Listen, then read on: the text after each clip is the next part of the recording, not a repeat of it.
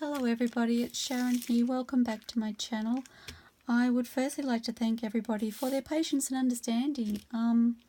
As you're aware, I've had some technical issues, user error, and I've been busy behind the scenes trying to work out how to turn my last craft with me video around so that it is a landscape orientation, because I messed up, guys. But I haven't had any luck. I actually turned it around on my device today and it worked fine. I transferred it to my computer and it was displaying fine as a landscape, and I tried uploading it to YouTube this morning and it looked like it was going to work. I was really excited right up until it finished processing the video, and all of a sudden it was portrait again. So needless to say, it didn't stay there because it was a double up of what was already there. So I really don't know what else I can do, and I'm really sorry. But you learn by your mistakes, and I have had the song We Can't Be Beaten by Midnight Oil playing in my head, and I'm not going to give up. I'm not going to let it defeat me, because I really want to share with you guys and maybe in some small way give a little bit back for all of the amazing information and talent that's out there. So I will keep pushing forward, and I'm really grateful for those who are being so supportive. It means so much to me, and I thank you deeply. So moving forward, I've got some follow-ups from a couple of the last videos that I did post that either the video didn't work or whatever. I'll show you the final product of those. So the first one is the paint chip sample cards. I finished those off. So these are the cards that we didn't do anything with the background. We simply stamped over the top. So it was a, I can't remember the name, Winter Wishes colour, I think. Winter Wishes was one, and I can't remember, but they were almost white to a cream colour. So we've just stamped over the top with a music note stamp, and then I've added different laces to create a pocket. So this is a burlap lace. It's really pretty, and I've just zigzag stitched that all the way around to attach it. Now I did talk about using these as journaling cards, but I've decided to use these as pockets. Actually, that was the next ones. So these were designed as pockets. So again, with the lace sewn as a pocket, so it becomes a double pocket, because once that's attached to the page, obviously you can put something in behind it as well. Okay, so super happy with those. And then these were the ones that I was going to, or thought about using as journaling cards, but if you recall, we used Mod Podge and we glued pattern paper without any printing on it to the actual card itself, and we then inked it and we stamped the background. So I've just used a script stamp, and then I've added some clusters to it to embellish it. And I was going to use these as journaling cards by putting some tea stain paper on the back, but the pattern paper was lifting in the corner, so on most of them. So I've decided to use them as pockets as well, because that might eliminate the lifting occurring. So just excuse my voice, I am getting a croaky voice. It's been really warm again here today. This one's got a beautiful wool, so soft. Really warm again today, and we've had really big dust storms again, so it doesn't do me any favours. And this one, if you recall, I've added the lace. We did have a little tear in the pattern paper, and adding the lace just covered that up. really well. So I'm really happy with the way they came out, and they look fabulous all together.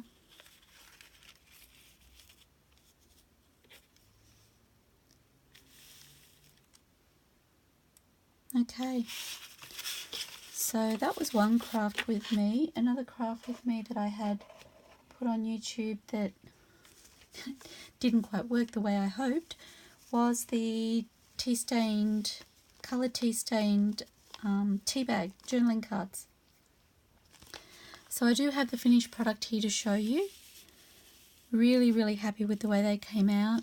Super simple to make. And like I said, it is reusing the tea bags from when I do my tea staining, so it's a win-win because I have so little waste from when I do that. And all I did was take the tea bag that we had coloured with the coloured tea stain and then stamped, and I've just sewn it onto my tea stain paper all the way around.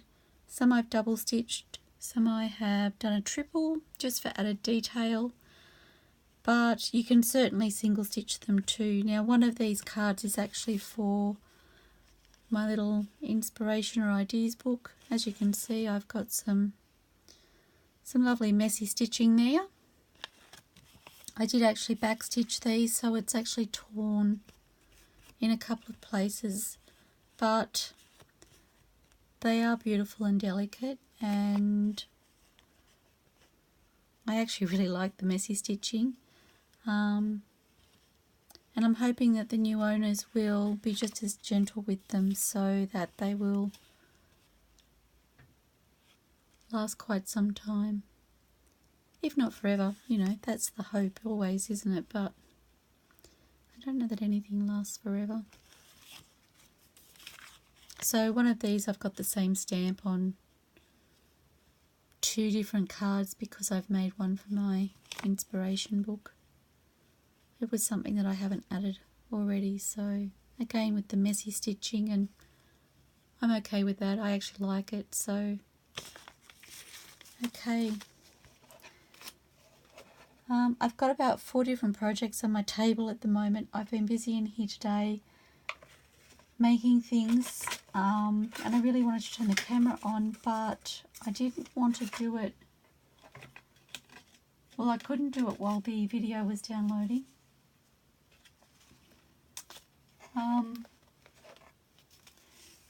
And so I've made a start on a few things and went, oh, I really need to share that. So I haven't finished any of those projects. Now, I mentioned the ephemera that I made using Tracie Fox's Digitals, her collage papers, and I'll just share that with you. Like I said, I haven't uploaded they're so beautiful. I'm going to use these ones as journaling cards. They're about 2 inches round. And I've just left these ones plain because I loved the imagery on them as they were. Now I have got a video that I made when I actually made these ones, and I can upload that, but that is portraiture orientation as well as opposed to the landscape. So if you guys want to see what I did, I'm happy to upload that, but otherwise I can do another tutorial. Unfortunately, it will be a couple of weeks because I've got a crazy busy schedule coming up. So, but I really want to share with you. These ones I've embellished, and I may even use them as a tuck. Oops, that way. I'm thinking they would make a really pretty tuck.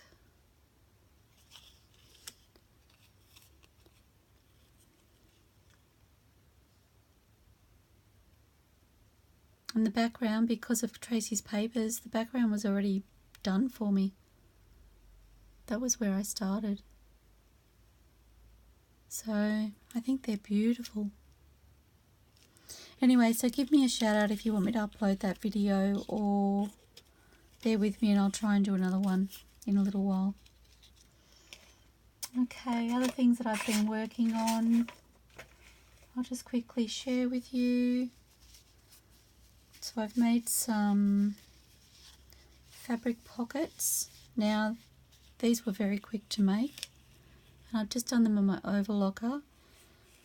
As I've said, I think in previous videos, I'm not a sewer, guys. I didn't learn how to sew until probably the end of last year when I started doing these journals.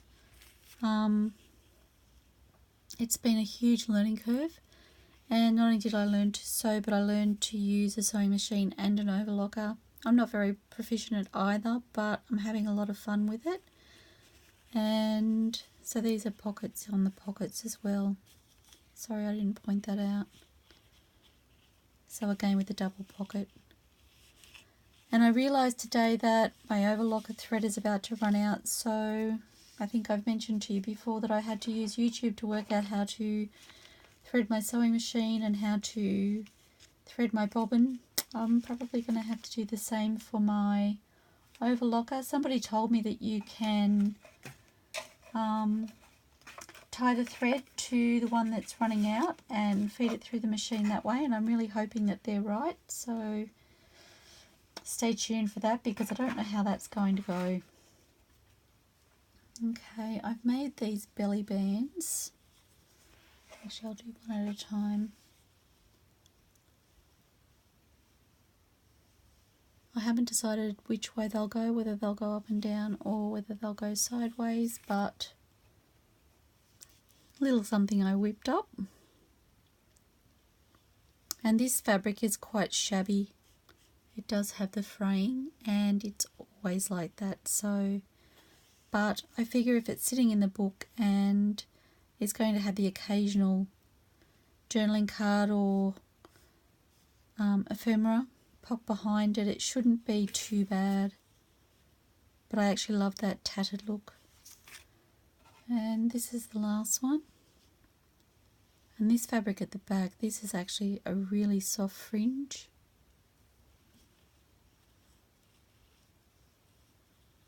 So I'll just cut those to size when I attach them. What else do I have?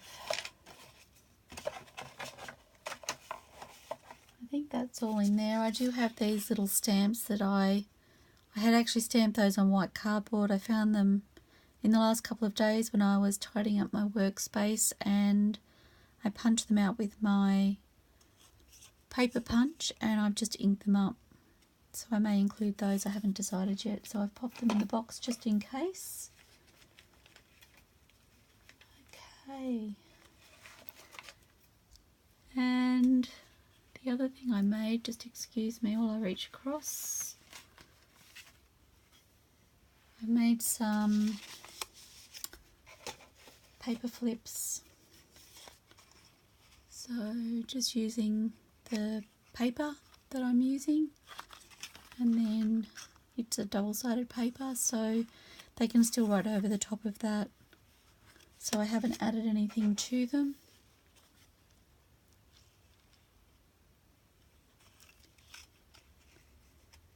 I love the fact that that's just brown on the back.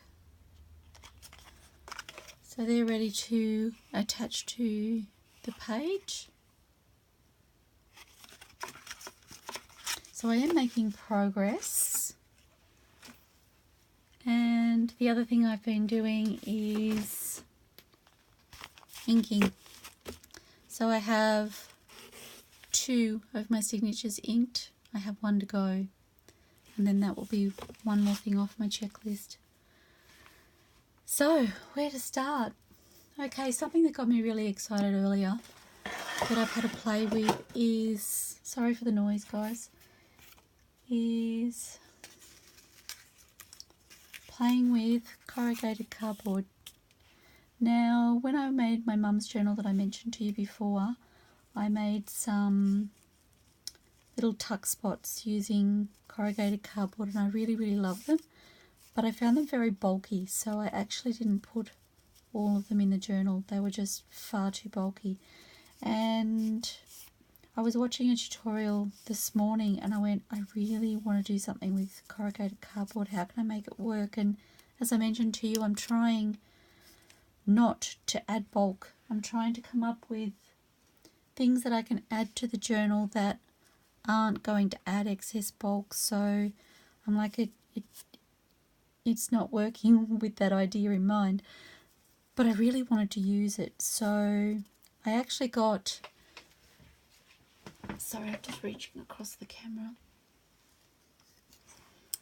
I got my roller and I tried rolling it. I tried putting all my weight on it, and it didn't even budge, which I actually was really surprised by, because I thought for sure I'd make it move a little bit, and it just sat there, and I was like, wow, what can I do? I really want to see if I can flatten it, because I had this idea that once I flattened it, I may still end up with texture.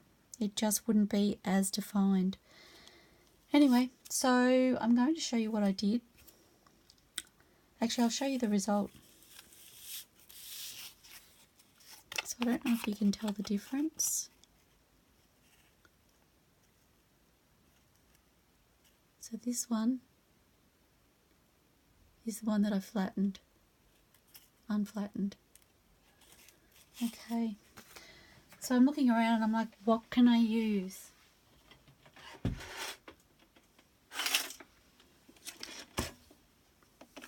And I spotted this. So all I did, and I don't know how well my camera will be for you guys to see what I'm actually doing, but I will quickly run these through. Oops, sorry. I don't know about you guys, but my Big Shot is really stiff to open and close. It's relatively new, and I don't know why. One side I have a lot of trouble opening and closing, so probably won't be something I try and close on camera, because it's usually very awkward. Now my board is very bowed. I don't know if you can see that, but it is like, whoops, it is like super raised, but it seems to go through the machine still okay. So, oh my goodness, sorry guys, just rolled off my arm. So I'm going to do both. Okay.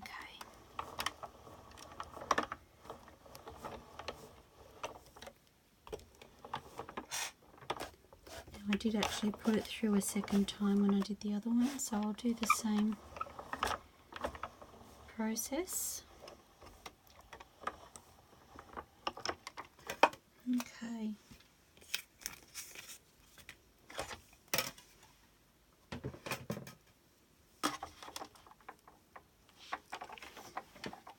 And I actually don't have anywhere I can put this, so I'm going to have to try and close it up while I'm on camera. Sorry. And this is the side. Every time it really makes me struggle with it.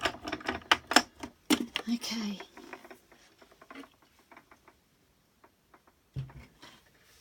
And so now it's actually flat. And if you can see the space there, there is a slight rise. So what I've decided to do with these is I actually want to paint them with a little bit of gesso, I think. I've been toying between gesso and inking. I might gesso them. I just want to dry brush them over the top. And then I'm going to ink around the outside, I think. So I have my gesso. This is the brand I use.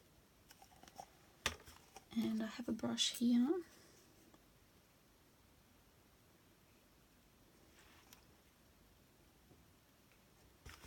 Now I'm not using a lot on my brush because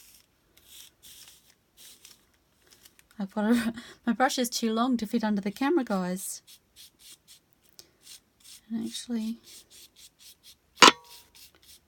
And that's what I was afraid was going to happen. I'm not actually happy with the way that's going on. So what I might do is, Can I get my finger in there?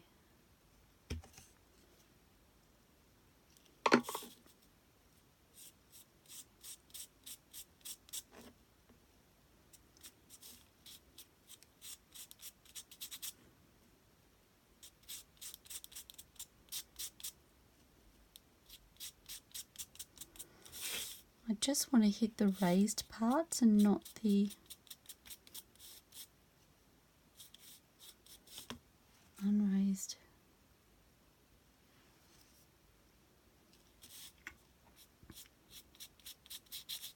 Again, not looking for perfect, just a little bit of variation in the background.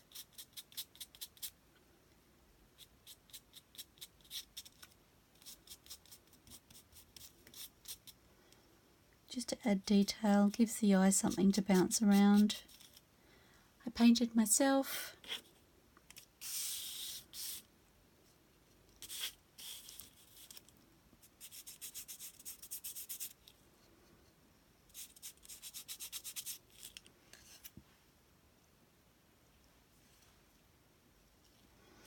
Excuse me.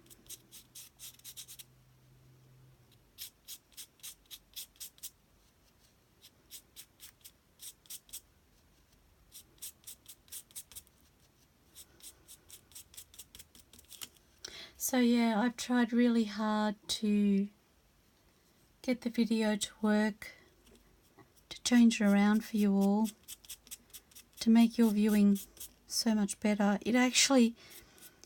It's changed the quality. The quality is so much better when I look at it on my phone or even on my computer. So I don't know what's happened. But I'm disappointed that I can't fix it for you all.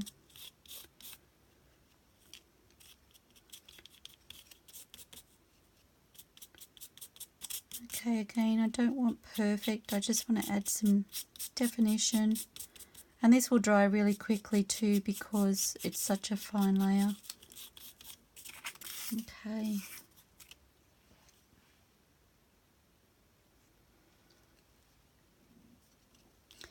My gorgeous hubby just messaged me to say that my tea was ready. So I'm going to have to we'll finish painting these.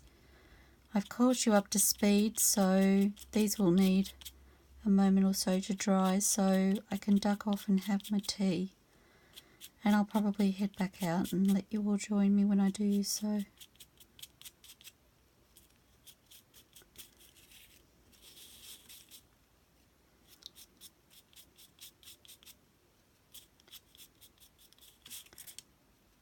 And we can finish these then.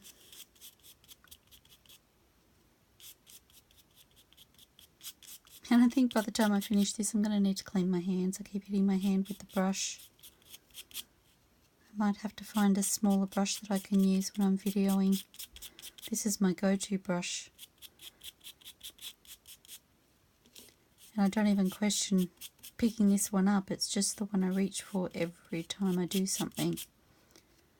So